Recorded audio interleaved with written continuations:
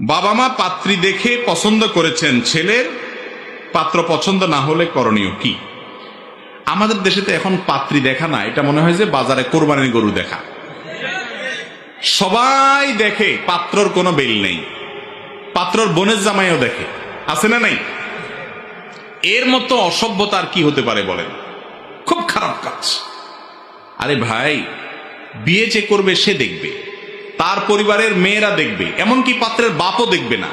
দেখবে শুধুমাত্র একজন পুরুষ, সে কে? যিনি বিয়ে করবেন তিনি। আর তার পক্ষ থেকে তার মা, বোন, ভাবি তারা দেখতে পারে ভেতরে যে, কিন্তু কোনো পুরুষ দেখতে পারে না, জায়েজ না, এটা গুনাহ। এখন মুশকিল হলো আজকাল কোন ছেলে যদি বাপরে বলে, আব্বা এখন বিয়ের সিদ্ধান্ত নিয়েছেন, হুজুর বলছে যে আপনার জন্য দেখা জায়েজ হবে না, আপনি এখানে বসেন, আমি দেখে আসতেছি।